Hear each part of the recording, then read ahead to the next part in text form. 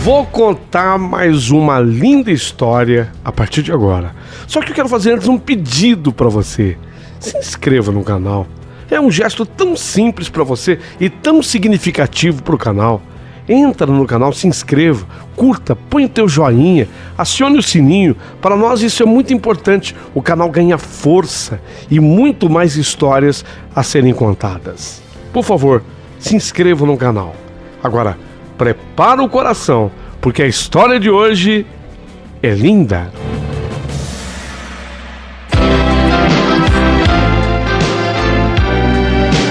Rádio Emoção, Paulinho Boa Pessoa. A verdade de cada um.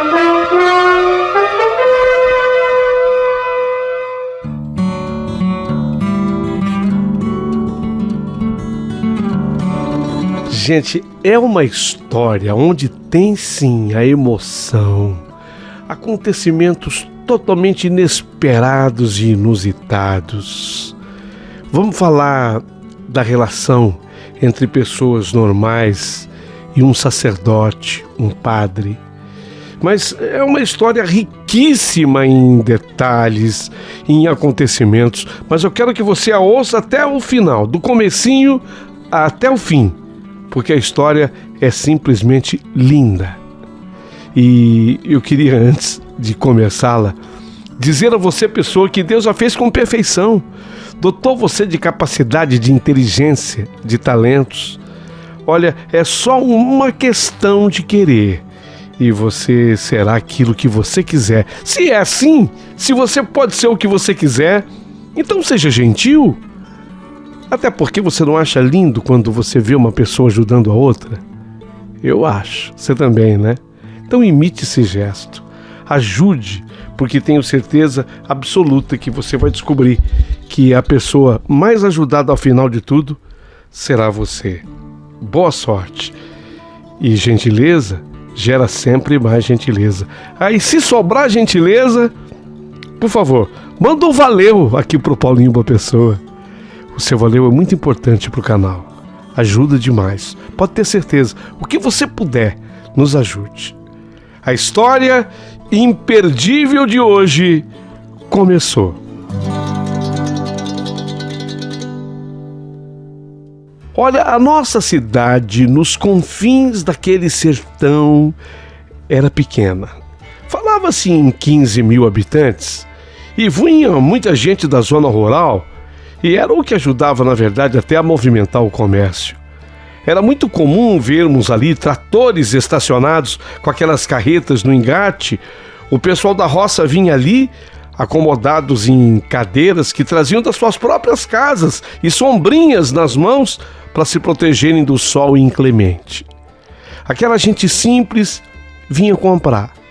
Na cidade tinham até boas lojas e muitos armazéns. A Casa Glória fazia às vezes do que hoje chamamos de supermercado. Era grande a Casa Glória e bem sortida, mas muita coisa a granel, arroz, feijão, milho, até óleo. Nada vinha embalado. Por isso que era até um pouquinho mais barato, sabe? Até vale como sugestão, né? Voltar a vender algumas coisas a granel. Hoje em dia, quem sabe pudesse baratear um pouquinho. Era assim, a gente levava sacos, litros vazios, para trazê-los cheios, lógico, depois de passarmos pelo caixa do seu Farid. O pessoal chamava o seu Farid de turco. E eu tinha uma amizade até bonita com ele, porque a pedido dos padres, eu ia buscar o coalho na casa dele. Estou falando grego para você, é? Coalho? O que é isso que você ia buscar na casa do seu Farid? Coalho era a matéria-prima, a base para que eu pudesse fazer a coalhada. Que delícia a coalhada dos padres. Que delícia. A coalhada é um iogurte 100% caseiro, natural, artesanal, sem indústria no meio. Uma delícia. E o coalho era uma substância usada há séculos para coagular o leite, até para se fazer queijo. A história é um pouco vaga sobre a descoberta dessa técnica, mas foi provavelmente usando o estômago de animais ruminantes para se fazer uma bolsa para armazenar o leite que o ser humano descobriu a coalhada. Você sabia disso? Uma curiosidade, né? É uma curiosidade. Então a técnica provavelmente foi usando o estômago de ruminantes para se fazer uma bolsa para armazenar o leite que o ser humano descobriu na base do sem querer a coalhada e achou o resultado muito bom. Mas hoje a história é outra. E eu citei aqui a coalhada porque os padres não ficavam sem ela. E segundo o Frei Romão, era ótima para o funcionamento intestinal. Como de vez em quando a nossa coalhada desandava, eu tinha que buscar o coalho lá na casa do turco, do seu Farid. E ele, de bom grado, bom gosto, cedia aos padres, mas como bom comerciante no final, ele sempre me dizia: Irene, passa no loja que chegou o feijão que o padre Romão gosta, aquele carioquinha, passa no loja. Já deu para entender que eu era ligado aos padres da minha cidade. Sim, eu era, na verdade, muito ligado a eles. É que eu trabalhava na casa paroquial. Eu era uma espécie de faz-tudo. Desde a limpeza até cozinhava. Sem contar que eu ficava por dentro de tudo o que acontecia com os padres. Eu descobria suas qualidades e também seus defeitos. Afinal, o padre também é humano e erra. Nossa! E como erram? A Igreja Católica era tão imperativa, tinha tanto poder à época, até hoje tem, né? Mas a época ainda era mais, que isso espirrava até em mim. Onde eu pisasse, eu era bem recebida, bem tratada. Afinal, eu era conhecida na cidade como a Irene dos Padres. Isso conferia a mim um certo prestígio e até algumas regalias. De repente, lá estava eu, no meio de um almoço comemorativo da cidade. Mas o padre Romão ficou doente. Ele tinha 78 anos de idade e desde que ele fora picado de uma cobra quando ele estava no meio de um cafezal, ele amava comer in natura o fruto do café. Segundo ele, o fruto do café madurinho, docinho, diz que é docinho. O fruto do café quando está vermelhinho, diz que é docinho. E ali um dia, no meio do cafezal, ele acabou picado por uma cobra. E ele nunca mais voltou a ser o mesmo. O coração do padre Romão, com a picadura da cobra, havia ficado enfraquecido, sabe? Enfraqueceu bastante. E ele resolveu que era hora de parar. Aos 78 anos, ele queria ir embora. Faria uma viagem muito longa. Nós estávamos naquele sertão nordestino e ele faria uma viagem de mais de 3.000 quilômetros. A sua família era de Vacaria, no Rio Grande do Sul. E eu ouvia falar da cidade do padre, ele falava Vacaria, e eu imaginava um monte de vaca na cidade. Uma vez eu falei isso pro padre Romão, ele riu, e ele até me explicou. Não, peraí, deixa eu te explicar. Vacaria foram os missionários jesuítas que ainda por volta do ano de 1700 começaram por lá a colonização da região, deixando gado para serem criados soltos, trazido das missões, sendo denominada Vaqueria de los Pinhales. Eram os jesuítas e espanhóis, sabe? Então eles chamavam de Vaqueria de los Pinhales, Vacaria dos Pinhais.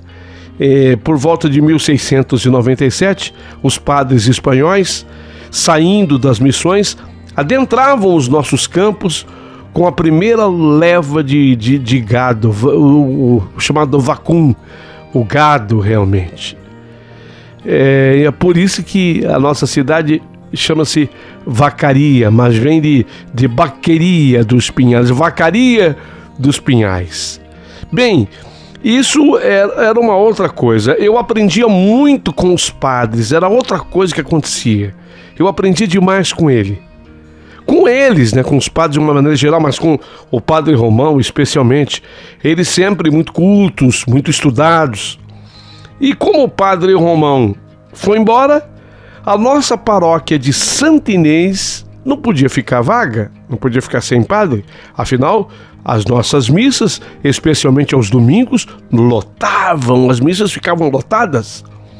O bispo tinha avisado ao padre Romão que ele já tinha escalado o padre substituto. Seria padre Dimas. Ele chegaria de ônibus e, detalhe, a nossa cidade não tinha rodoviária, então o ônibus parava quase na frente da Casa Glória, bem mesmo no centro da cidade. Padre Romão deveria permanecer na cidade até a chegada do novo padre e, de acordo com a combinação feita com o senhor bispo, ele fez tudo certinho. O padre Dimas chegaria na terça-feira e o padre Romão comprou as passagens dele para quinta-feira posterior.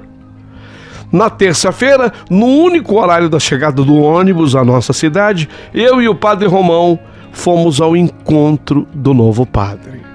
Eu fui cheia de expectativa, afinal, como seria o padre Dimas? Padre Romão, sempre brincalhão, dizia: Irene, não vá se animando não, hein? Ele é padre e não pode se casar. E depois, com esse nome, Padre Dimas, deve ser ainda mais velho que eu. Ríamos, mas a verdade é que a expectativa de fato era muito grande. E lá vem o ônibus. Atrasado, como sempre, mas dessa vez atrasado uns 40 minutos. Mas chegou. E começa a descer gente do ônibus. Eu e o padre Romão ficamos à porta. O pessoal descia, pegava, reconhecia, lógico, o padre estava ali, né? Reconhecia o padre, pegava a mão do padre para beijar e pedir a bênção, padre. A bênção, padre. E padre Romão respondia quase que no automático: Deus te abençoe, meu filho. Deus te abençoe, minha filha. Deus te abençoe, meu filho. E assim ia: Deus te abençoe, minha filha. Mas o padre, sempre de olho, era na chegada do novo padre. E eu, ainda mais do que ele, ligada a cada movimento, a cada detalhe. Pois não é que desceu todo mundo do ônibus e nada do novo padre? Padre Romão ainda perguntou para o motorista: motorista, será que não ficou nenhum passageiro dormindo aí dentro? Não, motorista. Padre, eu vou verificar. Mas pelo jeito não. O motorista foi ver e eu, mais do que depressa, aproveitei e subi no ônibus junto. Eu queria conferir também. Imagino como é que eu estava ligado nesse novo padre, né? Mas que decepção. O ônibus estava totalmente vazio. Voltamos, eu e padre Romão, para a casa paroquial sem ninguém, só nós dois.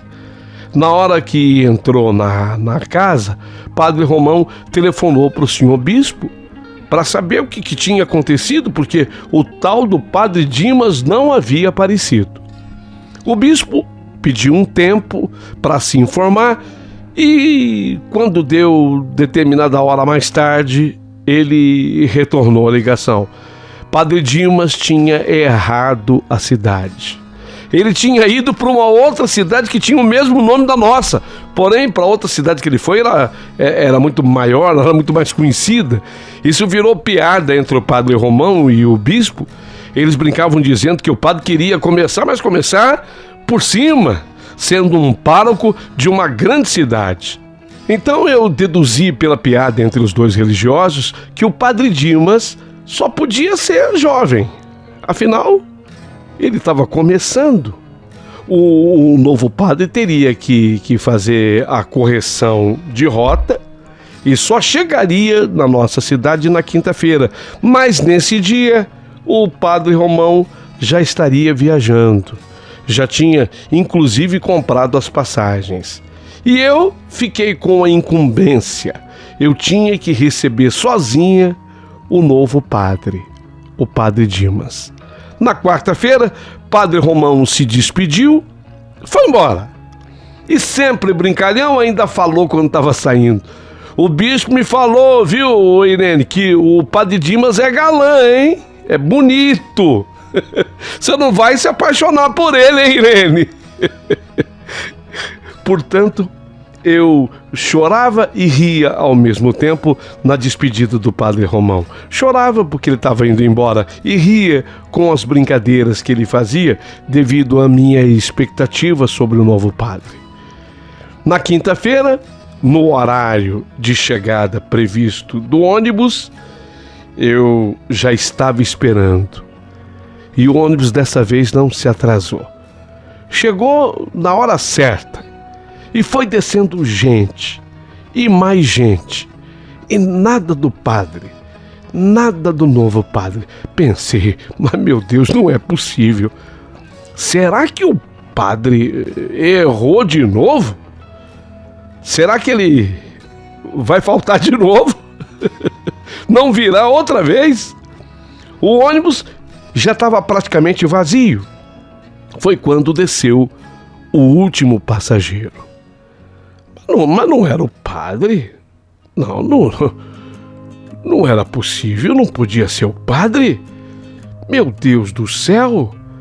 O último passageiro era um moço lindo. Ele estava com uma calça caque e uma camisa xadrez num tom azulado. Cabelos negros e fartos penteados para trás, fazendo um topete à la Elvis Presley. Um sorriso branco de dentes perfeitos e os olhos azuis. O que era aquilo? Um cantor? Um ator? Eu nunca tinha visto na minha vida ninguém que fosse tão bonito, tão lindo. A beleza dele era tanta que até me inibia, sabe? Ele desce do ônibus, me cumprimenta, uma vez que eu estava à porta do ônibus, à espreita. Mas eu nem lembro se eu respondi, acho que nem respondi. Nem sei o que eu falei. O motorista abriu o porta-malas do ônibus para que ele apanhasse dali 2 malas. Sinal de que aquele último passageiro ficaria um bom tempo na cidade. Eu parecia inebriada. Eu não consegui tirar os olhos daquela perfeição masculina. Um homem perfeito à minha frente. Acho que eu ainda olhava para ele quando eu perguntei para o motorista: motorista, mas não tem mais ninguém no ônibus? Não, senhora. Não tem mais ninguém. Esse cidadão foi o último passageiro, foi o último a descer. Eu olhei de novo para o cidadão em questão e era aquela beldade, aquele deus grego. E respondi entre a boca aberta e a sem graça: ah, sim. Mas o cidadão perguntou para mim: você sabe onde fica a casa paroquial da cidade? Eu pensei, não é possível. Será? Esse homem lindo, esse deus grego. Não, me belisca, Senhor. Me belisca, Senhor, é mentira. Queima, Senhor, é mentira. Me belisca, não pode ser. Seria ele o novo padre? Eu respondi para o cidadão: sei sim onde fica a casa paroquial, eu trabalho lá, você é... E ele interrompeu: Padre Dimas, prazer, eu tô acabando de chegar, sou o Padre Dimas. Nossa, eu tinha ido ali para apanhá-lo. Eu tinha ido ali para buscá-lo, mas eu não esperava um padre assim, tão jovem, tão bonito. Eu até falei para ele: sim, eu tô aqui para apanhá-lo, mas eu não esperava um padre assim tão novo. E ele respondeu, meio que brincando: esse Jesus Cristo é danado, não escolhe idade, mas estou pronto para servir. Eu estava encantada. Agarrei logo uma mala daquela beldade e saí com o Padre Dimas a desfilar pela cidade. Eu não queria que o percurso terminasse nunca. Olha, não havia quem nos encontrasse pela rua que não ficasse olhando para aquele homem. E como o viam comigo, deduziam: será? Será que é o novo padre? E era. Meu Deus, mas todo padre deveria ser igual ao padre Romão, eu pensava. Um senhor que soubesse dividir momentos de simpatia e momentos de profunda acidez, como era o padre Romão, mas nunca que poderia ser alguém como o padre Dimas, tão jovem e tão perfeito, tão jovem e tão lindo. Eu senti e juro por tudo o que há de mais sagrado, eu senti naquela caminhada da Casa Glória até a casa paroquial, pelos olhares das pessoas, todas as pessoas com as quais cruzamos pelo caminho, crianças, adultos, jovens, os mais velhos, homens, mulheres, eu senti que aquela nossa cidade jamais seria a mesma depois da chegada do padre Dimas.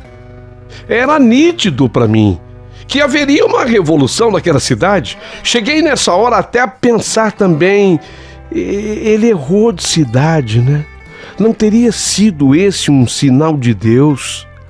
Será que de fato essa é a cidade certa para ele? Será que Deus não quis sinalizar no erro que seria um erro, em verdade, ele ir para a cidade certa? Finalmente chegamos, eu e o padre Dimas, à casa paroquial. Mostrei para ele o quarto destinado a ele e percebi que eu tremia. E por que isso acontecia comigo? Não, eu não sabia explicar. Eu acho que medo. Sim, medo de tudo que pudesse acontecer dali para frente, estando dentro daquela casa com um homem tão perfeito, tão bonito. E vi claramente dois caminhos. Um que me levava direto para o paraíso e outro que me levava direto para o inferno. Lógico que iria depender da minha conduta daquele momento para frente essa escolha. Mas eu já não me sentia responsável por ela. Foi por isso que disse: olha, seja o que Deus quiser. Seja, na verdade, o que Deus quiser. Mas não havia como negar. A rotina da casa paroquial havia mudado radicalmente com a chegada daquele homem tão perfeito. Foi o tempo do padre Dimas tomar um banho e começou a chegar gente na casa paroquial. Viria só o prefeito, mas eu acho que a conversa correu. Sabe como é que é, né? Cidade pequena. Então a conversa correu, pois veio a mulher do prefeito junto com ele. E ela, a mulher do prefeito, se abria em sorrisos e não cansava de dizer: bem-vindo, padre Dimas, bem-vindo, conte com a gente, o meu marido é o prefeito aqui, naquilo que o senhor precisar, nós estamos à disposição. Quer dizer, senhor não, né? Você, porque você é tão novo, padre, bem-vindo. E chegaram também vereadores, até os vereadores vieram com as digníssimas esposas. Todo mundo queria conferir de perto a beleza celestial que tinha o novo padre moreno dos olhos azuis. Todo mundo queria conferir e ver de perto. Quando eu achei que tinha acabado, eu tive que anunciar: padre, o padre Dimas, o delegado e a sua esposa vieram também para cumprimentá-lo. E fiquei a imaginar de como estaria apinhada de gente a matriz de Santa Inês na primeira missa do padre Dimas. Não errei. Não errei porque ficou gente de fora, gente que nunca tinha ido à igreja, foi pela primeira vez. Eu nunca vi tanta mulher junta, mulher nova, mulher velha, mulher com véu, mulher sem véu, mulher com marido, mulher sem marido. E a fila da comunhão, então, Gente, a fila da comunhão, tinha gente que nunca se confessou. Sim, porque para comungar, a pessoa tem que primeiro se confessar. Teve moça que sequer tinha feito a primeira comunhão, estava na fila. Eu passava e dava até um toque. Olha, para se comungar, tem que fazer catecismo e a primeira comunhão. Tinha gente que me ouvia e saía da fila, mas tinha gente que não dava a mínima para minha informação.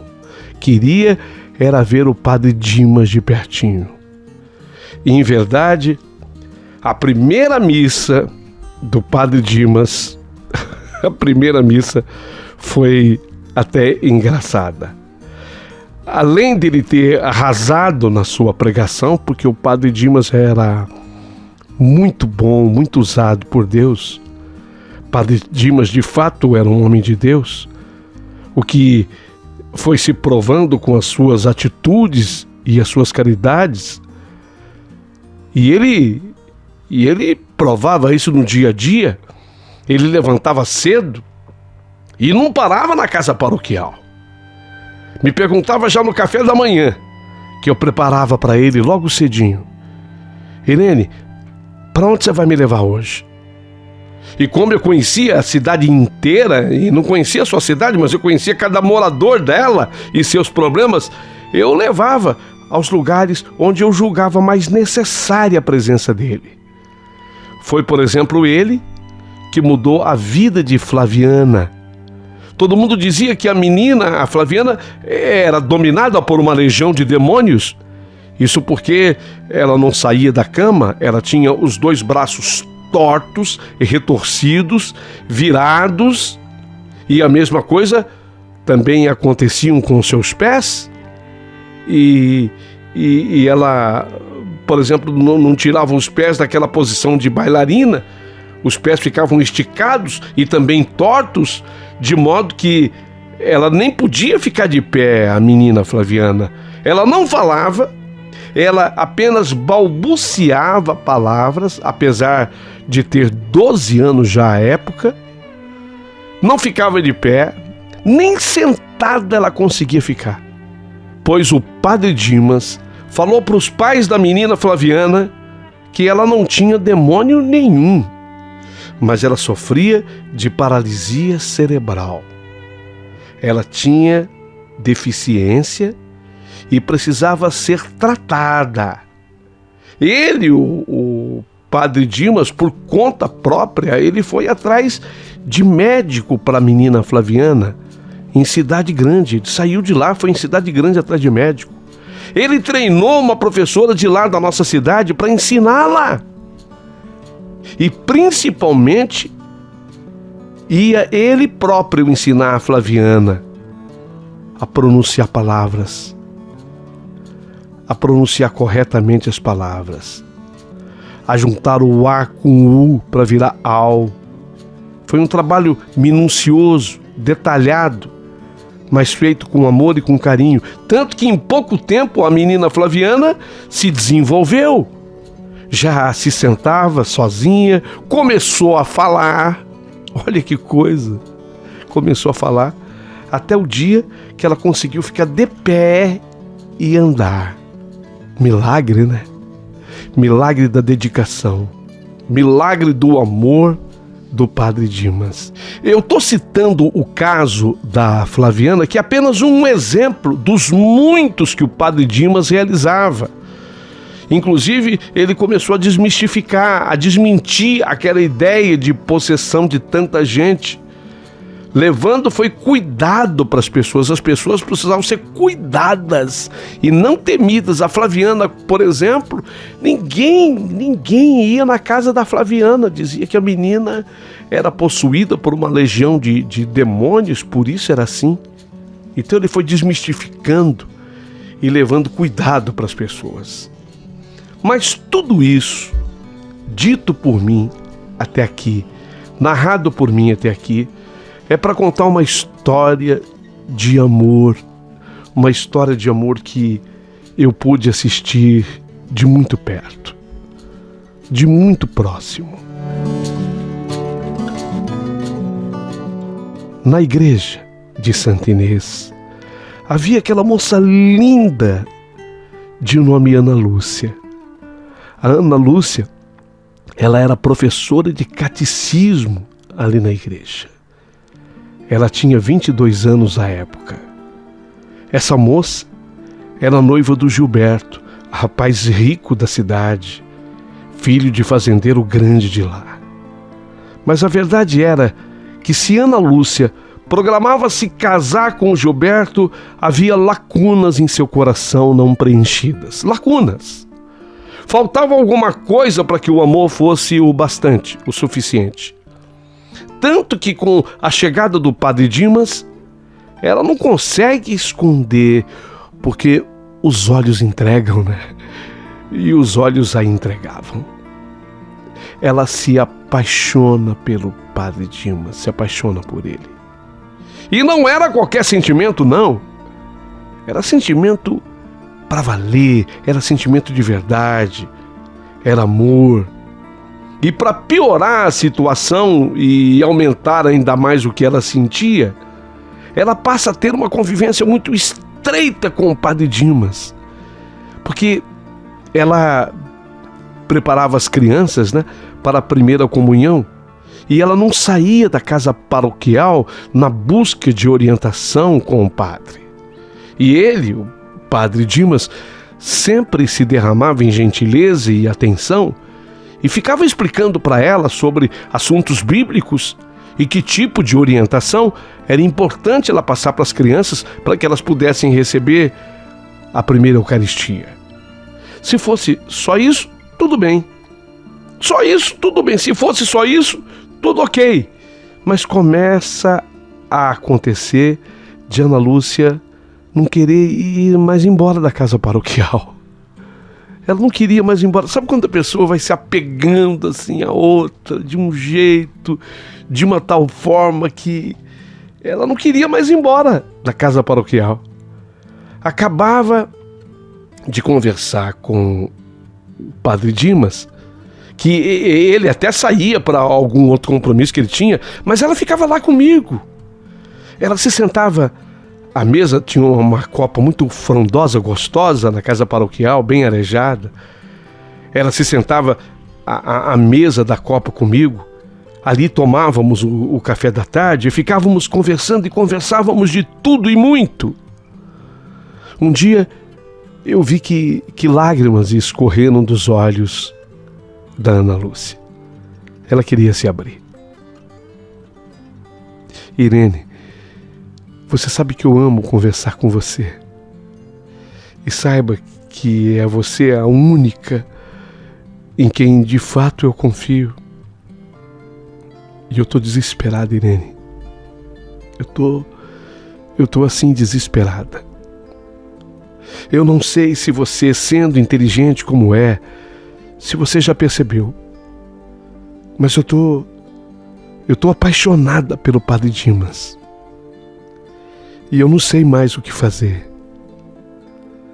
Por favor, Irene, me orienta. O que eu faço? O que eu faço da minha vida, Irene?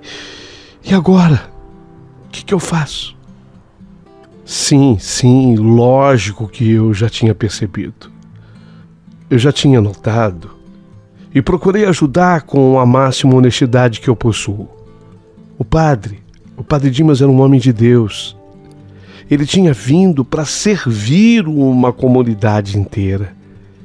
E o fazia com maestria.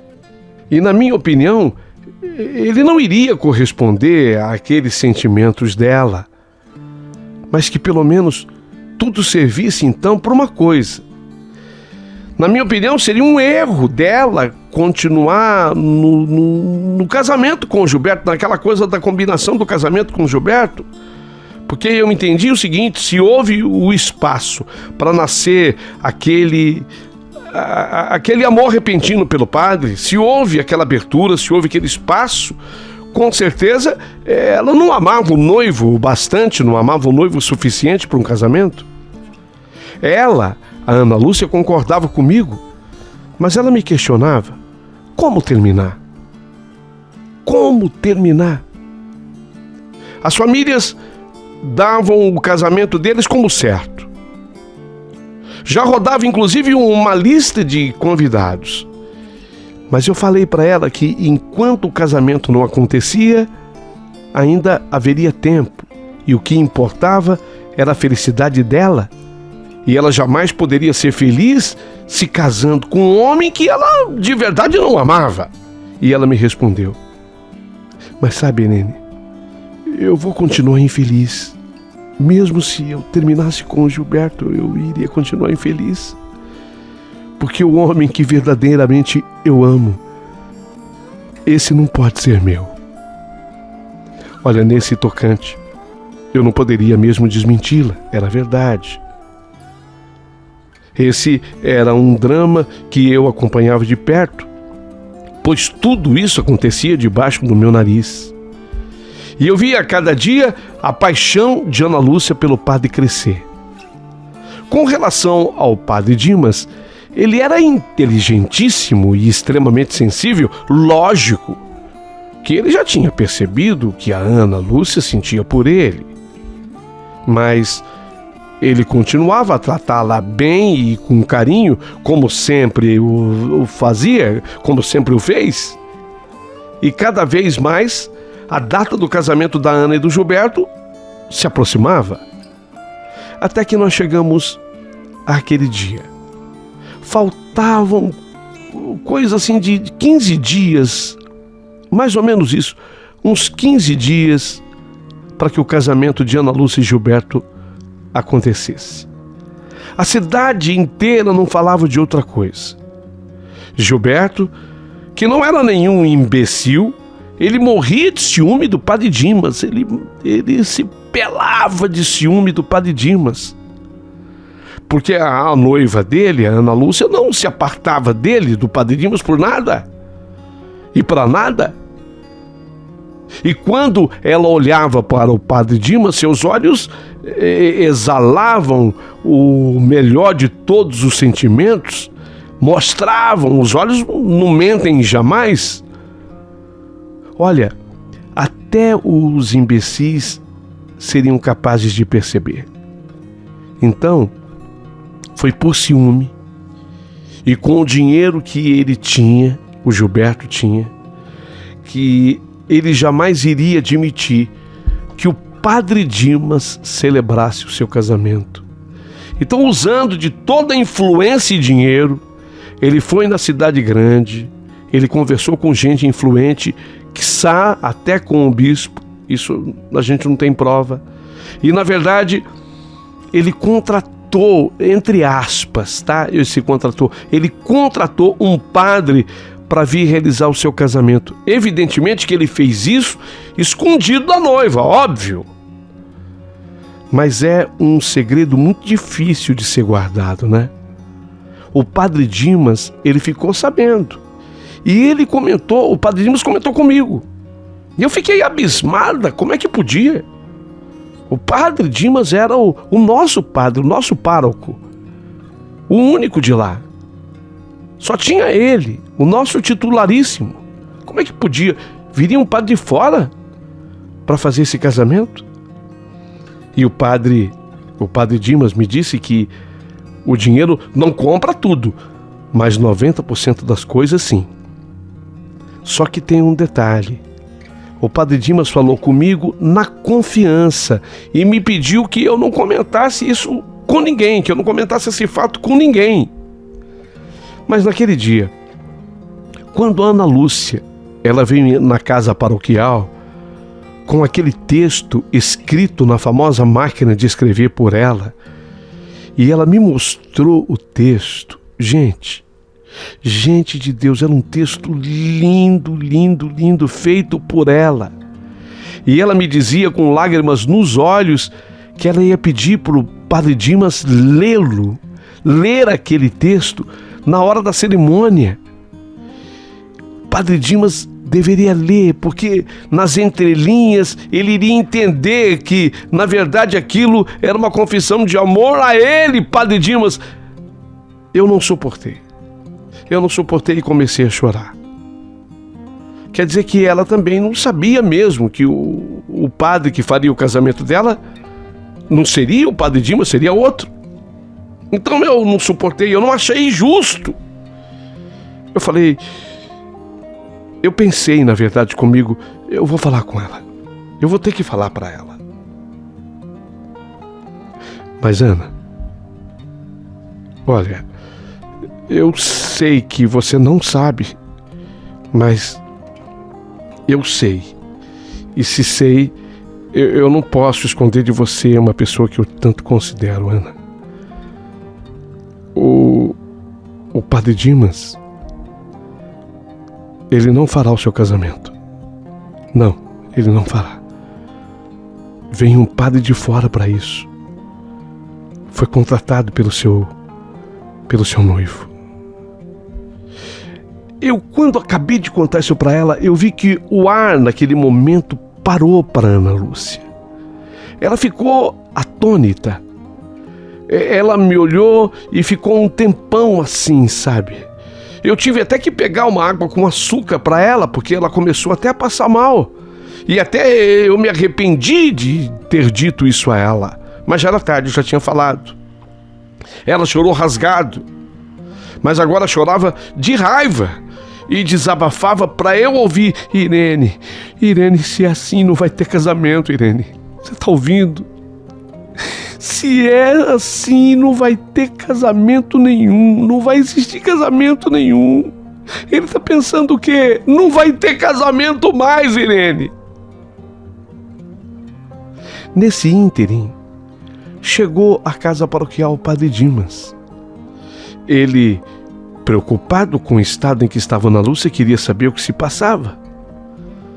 Foi quando eu vi, com esses olhos que a terra há de comer, que Ana Lúcia pegou o padre Dimas pelas mãos, pegou ele pela mão e o conduziu para o quarto. Ela queria conversar com ele particularmente no quarto, e foi pro quarto, conduziu o padre Dimas para lá e fechou a porta do quarto. Eu imaginei que conversariam, como de fato devem ter conversado, mas bota conversa nisso? Começou a demorar demais. Quando eu digo que começou a demorar demais, era demora mesmo. Cheguei a pensar besteira, comecei a pensar até bobagem. Vai que, sei lá. Foi por isso que depois de umas 2 horas, eu coloquei assim o meu ouvido. Eu colei o meu ouvido assim na porta do quarto. Eu queria saber o que estava se passando lá dentro. E eu ouvi que eles, isso depois de umas 2 horas, eu ouvi que eles falavam, mas falavam muito baixinho, não dava para entender, mas falavam. E se falavam, quer dizer, estão vivos. Porque até essa bobagem eu pensei, estão vivos. Só sei dizer que a noite já tinha caído sobre a tarde, quando a porta do quarto se abriu e saiu de lá muito mais leve do que entrara. Saiu Ana Lúcia, até sorridente. Até sorridente ela estava, ela saiu de lá muito mais leve, sabe, muito mais resolvida. Ana saiu de lá daquele jeito, mais leve, mais resolvida. Ana Lúcia, eu não tive nenhuma dúvida que a conversa foi boa para ela. Ela passa, me beija, aperta minha mão e sai. Logo em seguida, o padre Dimas sai de lá também pronto para a missa das 6:30 da tarde. Aliás, ele já estava se atrasando para a missa das 6:30 da tarde. O que será que aconteceu naquele quarto? Você vai saber daqui a pouco. Você vai saber o que aconteceu dentro daquele quarto daqui a pouco. Mas você saberá agora o que aconteceu no dia seguinte. Eu estava dentro da casa paroquial, preparando o almoço. Isso devia ser mais ou menos umas 10:30 da manhã, quando eu ouvi aquele barulho que vinha da praça central, que ficava bem na frente da casa paroquial. parecia barulho de fogos. Pareciam fogos. Pensei comigo, nossa, mas hoje é 19 de janeiro e o dia de Santa Inês é dia 21 de janeiro, é o dia da padroeira. A pessoa se antecipou com os fogos. Ou se confundiu, porque hoje é 19 de janeiro, o dia de Santa Inês é dia 21 de janeiro. A pessoa se antecipou com os fogos. Mas antes fosse isso, oh meu Deus, antes pudesse ser isso, não era. O que estava acabando de acontecer era um assassinato. Um assassinato acabava de acontecer na nossa cidade. Fato que não acontecia havia muito tempo. O barulho que eu ouvi foi o resultado de tiros. E o alvo atingido pelos balaços era o padre Dimas. E o autor dos tiros não fugiu, não. Ficou lá no lugar para ser preso. Era ele, Gilberto, o noivo da Ana Lúcia. Tragédia. Tragédia absoluta e total. Comoção total na cidade. A cidade inteira parou. O padre Dimas tinha, nos 5 anos que ficou na nossa cidade, conquistado a todos. 5 anos. Conquistou toda uma cidade. Para mim, padre Dimas era um santo. Era um santo, tanto que eu rezo por ele até nos dias atuais. E quando eu preciso de alguma ajuda, ele não é santo e nem nada, não reconhecido pela igreja e nem houve solicitação, apenas eu é que penso assim. Eu peço a intercessão dele e faz muito tempo que eu faço isso e eu sempre sou atendida, sabe? O velório do padre Dimas aconteceu parte também na nossa igreja, na nossa paróquia. Depois o corpo foi trasladado para a terra dele, cidade dele, onde acabou sendo sepultado. Explicações importantes ao final da minha história. Se você chegou até aqui, você precisa ouvir essas explicações finais, porque elas são muito importantes. Ouça.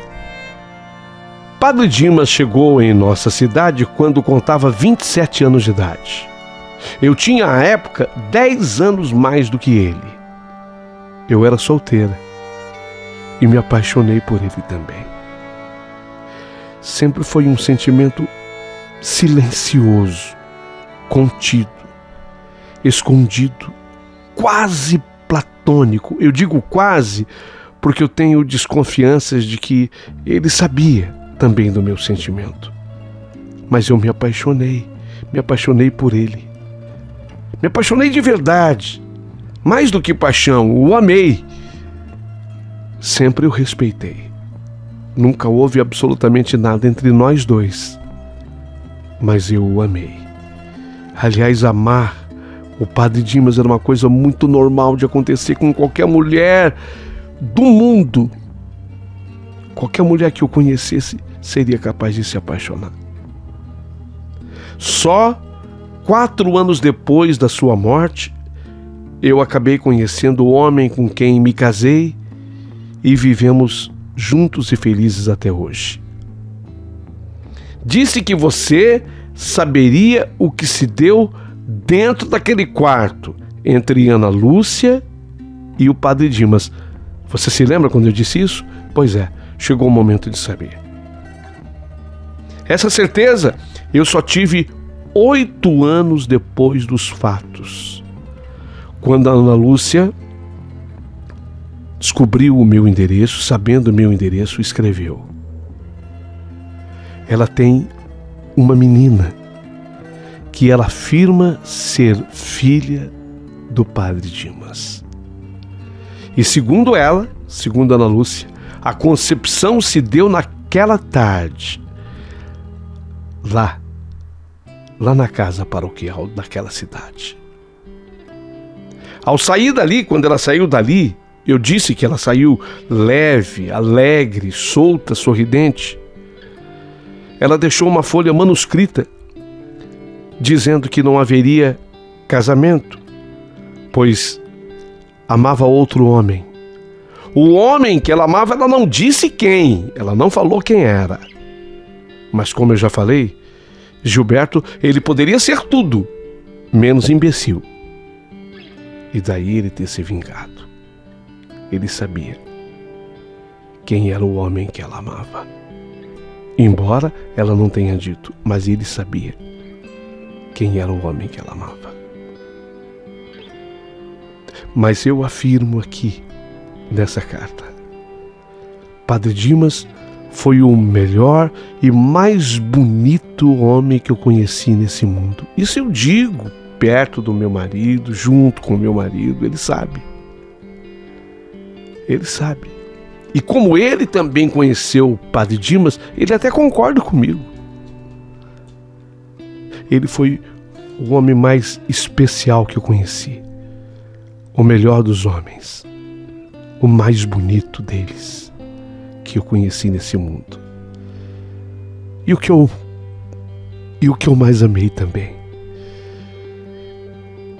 Não mais do que Ana Lúcia, com quem eu mantenho correspondência e contato até hoje. Hoje, via internet, ainda ficou mais fácil. Vejo as fotos da filha dela. Realmente, ela é muito parecida com o Padre Dimas, muito parecida. Era isso que eu tinha para contar. Deixei de mencionar o nome da cidade por questões óbvias. Mas essa é a história real da minha vida, das nossas vidas. Contei com o máximo de detalhes que eu podia, sem alterar nenhum fato, porque tudo aconteceu conforme eu descrevi. Peço a você o seu comentário, peço que curta o canal, que dê o seu joinha na história, que se inscreva no canal e que, por favor, mande o seu valeu para o Paulinho Boa Pessoa.